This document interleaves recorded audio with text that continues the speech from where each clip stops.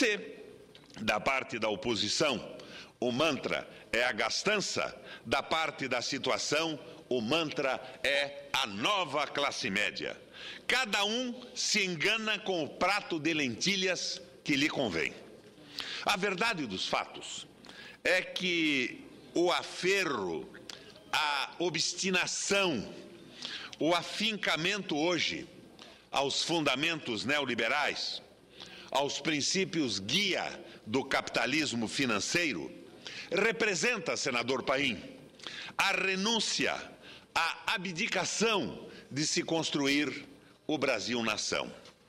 Os teóricos da dependência fizeram escola, conquistaram discípulos, abduziram antigos e fervorosos militantes da soberania nacional, da Revolução Brasileira. Uma das consequências da crise financeira global, que explodiu em 2008, foi a redescoberta de Marx e de Keynes, cujas recomendações protecionistas parecem ter clara inspiração no velho Marx. E hoje nada mais causa urticária, desarranjos mentais, colapsos nervosos e chiliques de monta que falar em protecionismo e em tarifas privilegiadas para os brasileiros. Volto aqui às mesmas citações de Marx que fiz no discurso de outubro de 99. Na primeira metade do século XIX, observava ele, abre aspas, o sistema protecionista é somente um meio para criar em um país a grande indústria. Por isso vemos que naqueles países em que a burguesia começa a se impor como classe, grandes esforços para implantar tarifas protetoras. Fecha aspas. Em uma passagem do Capital, Marx reafirma: o sistema protecionista foi um meio artificial de fabricar fabricantes, capitalizar os meios de produção e abreviar o trânsito do antigo ao moderno regime de produção. Parece que isto é absolutamente atual. Já Engels, referindo-se ao processo de desenvolvimento norte-americano e à adoção de tarifas protecionistas para enfrentar a competição das indústrias inglesas, comenta, abre aspas, os norte-americanos preferem viajar com bilhetes expressos para chegar muito antes ao seu destino. E chegaram, senador Cristóvão.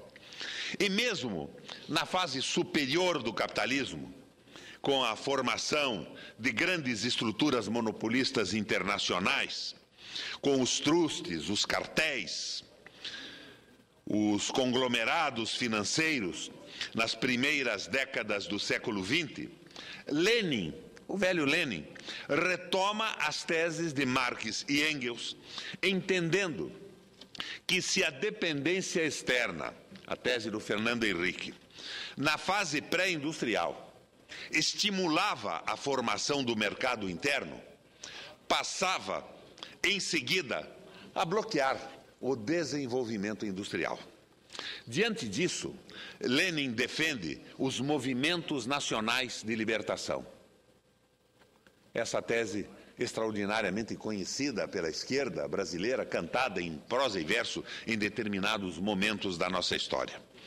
Propondo a aliança dos trabalhadores com a burguesia para romper as amarras da dominação e da dependência, a fim de que os países submetidos abrissem seus próprios espaços em direção ao desenvolvimento.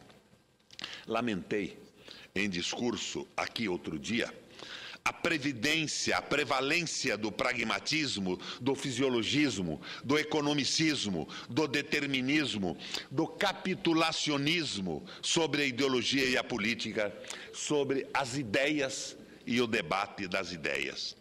E mais uma vez deploro aqui o silêncio da esquerda, sua fuga à confrontação de teses e principalmente a sua recusa em debater e formular um programa para o país que ultrapasse os horizontes tão limitados quanto o aumento do número de consumidores da classe C e D.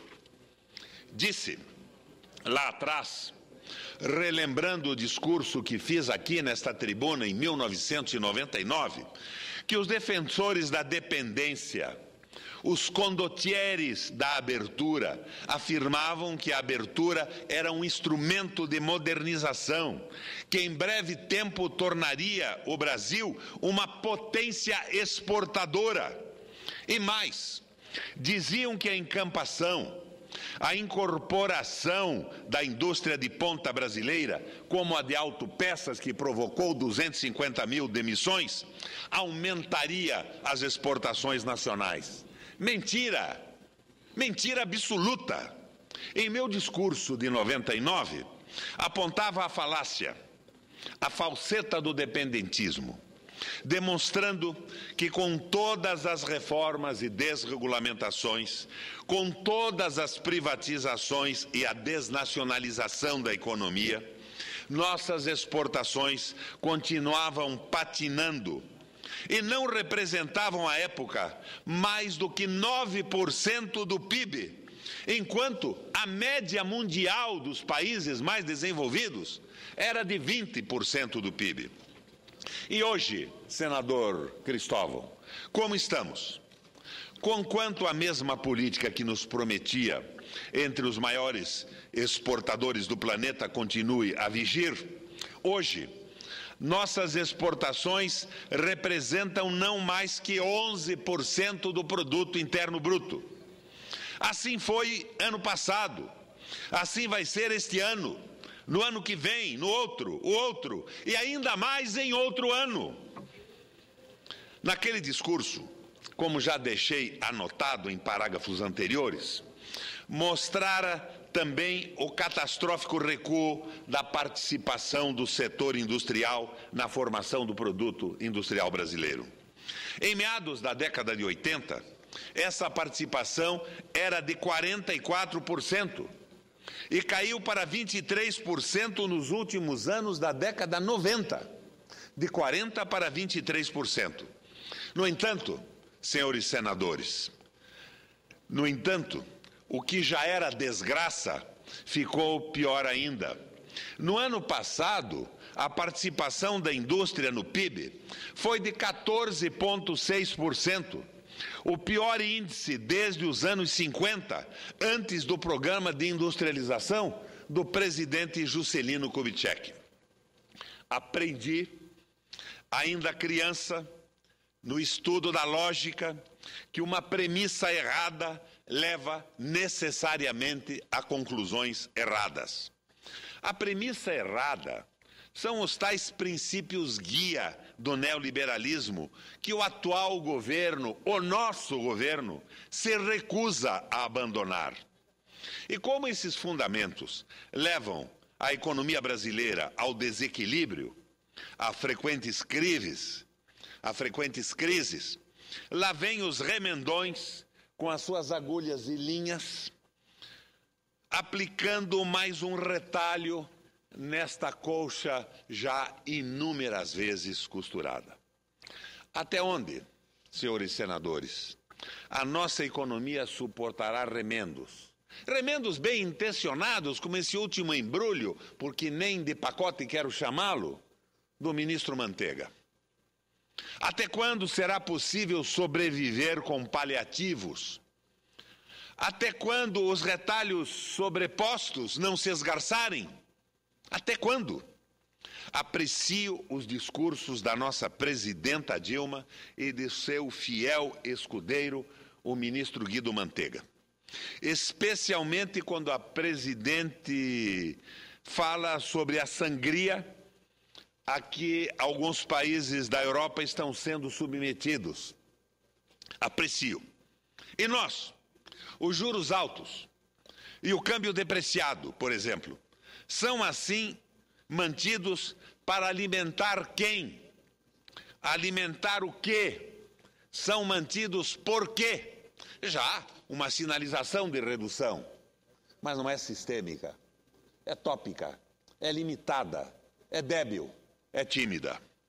Como diria o meu velho amigo aqui de Brasília, senador Cristóvão, o meu velho amigo Adriano Benayon, a tirania do capital leva-nos a uma sangria financeira interminável. E esta sangria não se estanca com aspirinas.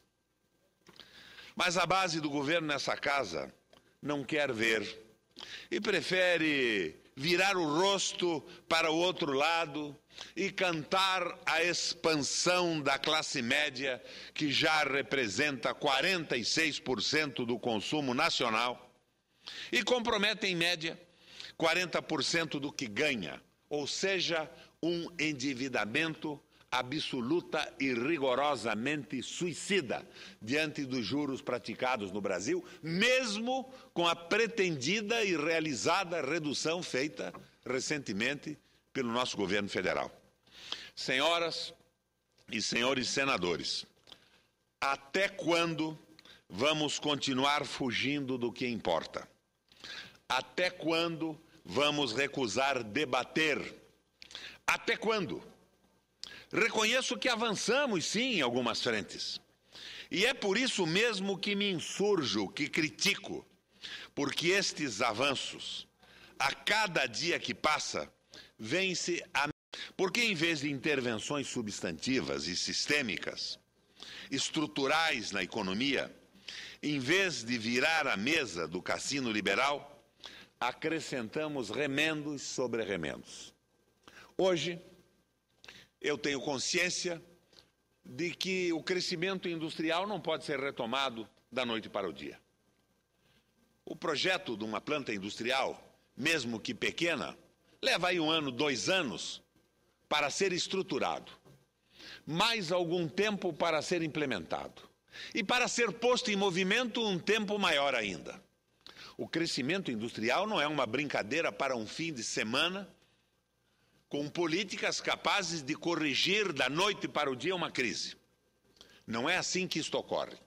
Tenho lembrado sempre o Tratado das Manufaturas de George Washington, levado ao Congresso americano por Alexander Hamilton, que recusava o neoliberalismo inglês da Companhia das Índias, que queria transformar a Inglaterra numa fornecedora de mão de obra barata e de insumos não transformados para movimentar a indústria inglesa.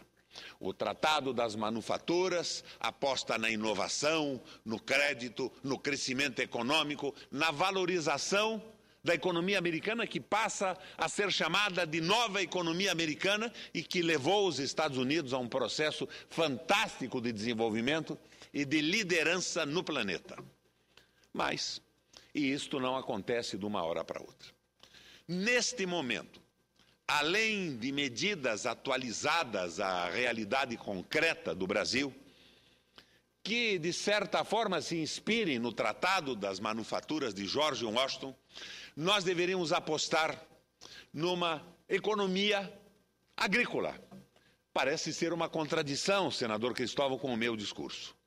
Mas eu lembro do New Deal norte-americano, depois da crise de 27 e 29.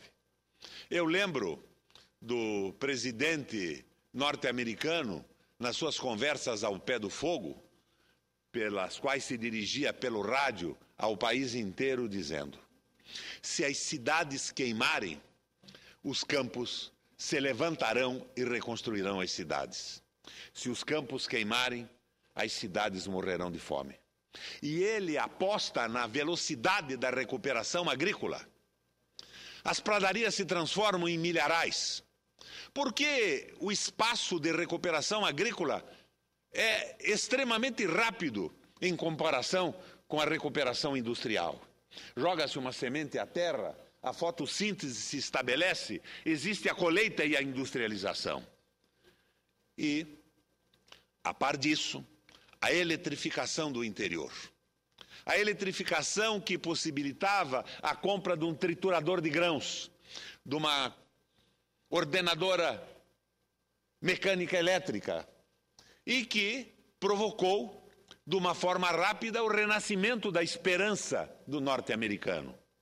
As prateleiras das lojas, abarrotadas de mercadorias não vendidas, voltaram a circular. E se estabeleceu esse moto contínuo, virtuoso do crescimento econômico. O crescimento econômico não foi só por aí. Foram grandes investimentos na indústria, financiamento, inovação tecnológica. Mas o New Deal devolveu a esperança ao povo norte-americano. Eu estou propondo um New Deal.